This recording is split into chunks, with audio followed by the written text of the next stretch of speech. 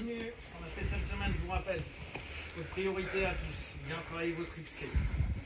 Ok, action, action. Décale. Ok, vous pensez bien à vraiment taffer les différentes options que vous avez avec votre hip-skate. Quand je vais faire mon action-réaction, il faut que je pense, ok, je pose mon pied, je bump, je pars gauche-droite, là en l'occurrence je vais partir à gauche, ce qui veut dire que c'est mon pied gauche qui fait le taf, et j'ai mon épaule droite qui va être mon deuxième point de support.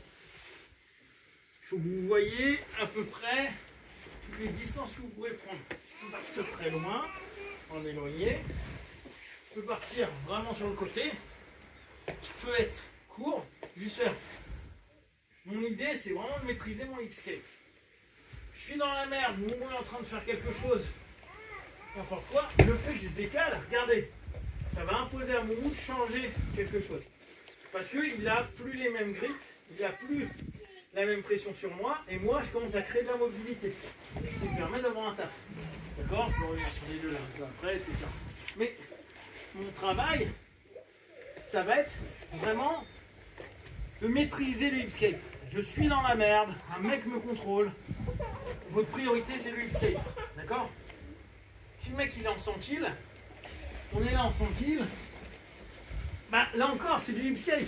Je bump, ma jambe extérieure elle va m'aider, donc je dois aller sur épaule gauche, je décale, pose mon genou, je décale, je recompose.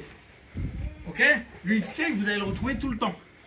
Maîtriser le hip-skate c'est hyper important. Pourquoi je ne vous fais pas faire des allers-retours comme on le fait traditionnellement? Parce qu'en fait, on s'est aperçu que ça n'avait pas de rapport avec le combat. Les mecs faisaient des hip-skates super longs, mais qu'on retrouve que si, par exemple, je prends un lasso. Donc, je vais me retrouver là. Là, je suis super loin pour aller prendre mon lasso. Mais hormis ça, bah, ça n'avait pas d'intérêt. Donc, quand on fait des allers-retours en train de faire ça, et tu pars d'où en fait? C'est quoi ton objectif? Bah, il n'y en a pas. C'est pour ça que je vous le fais répéter sur la garde fermée. Je veux que vous ayez un rapport à l'opposition potentielle du partenaire et bien capter que si lui met la pression, met un peu de pression, le fait que je décale, vous avez vu, ça a changé son mouvement. Je repars de l'autre côté, ça rechange son mouvement. Ce qui, moi, va me permettre d'avoir un travail qui est assez intéressant. Je bouge d'un côté de l'autre.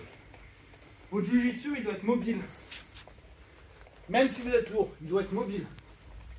Le hip-skate, c'est votre point d'entrée sur le mouvement quand vous êtes au sol, dos au sol. Et en l'occurrence, on ne maintient pas le dos au sol. C'est toujours être là, c'est bien un laps de temps. Mais rapidement, il faut que je sois sur une épaule, sur un pied, et que j'ai ma hanche qui bouge. Sinon, je vais me faire contrôler. Surface au sol qui est importante, je vais galérer. Et je crée aucun mouvement, j'ai pas de mobilité.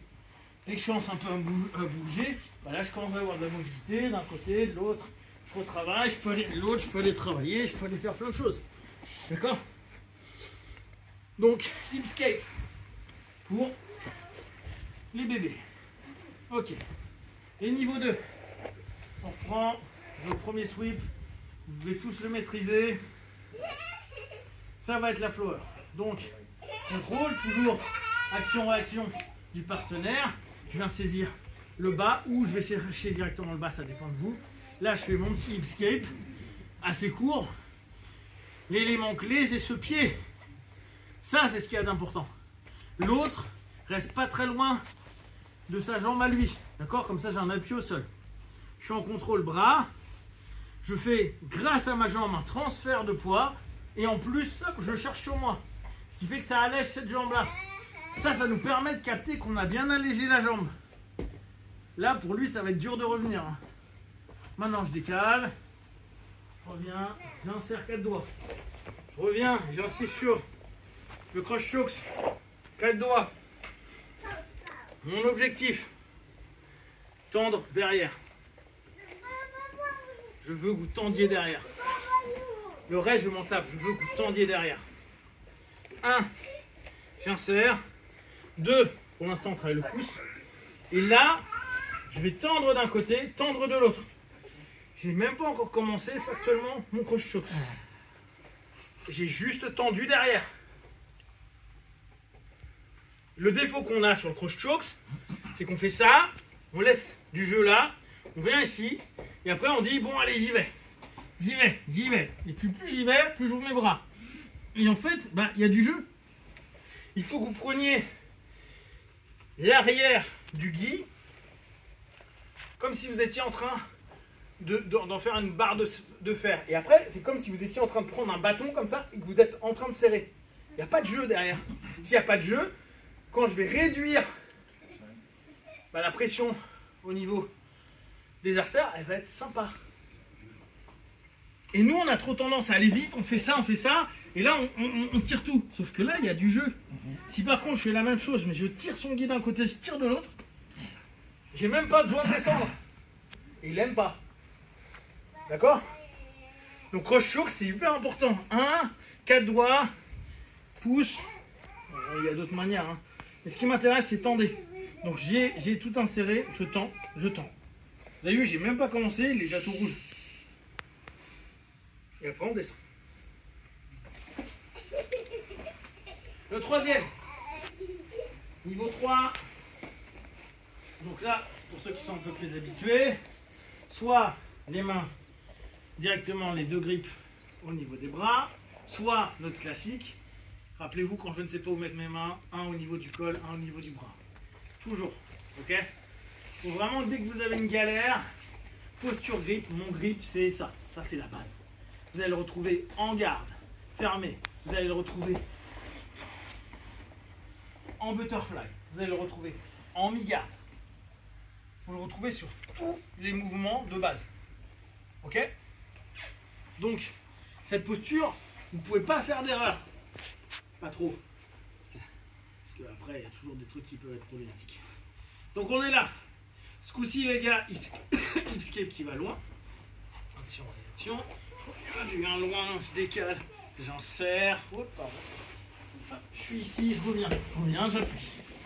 Okay, comme on a fait cette semaine, je reviens, je pose. Je monte, je transfère le poids, je reviens de l'autre côté, je repasse. On y va. On peut casser le bras. Ok? Donc, serein. On est ici, ou on est là. Action, réaction. Je pose, boum, je reviens, j'insère, ok, je reviens, j'ouvre, hop, là je suis dessus, je vais passer cette jambe là, hop, je peux complètement finir d'ici, boum, je peux casser le bras là, ok, c'est bon pour tout le monde? Pousse. J'y vais.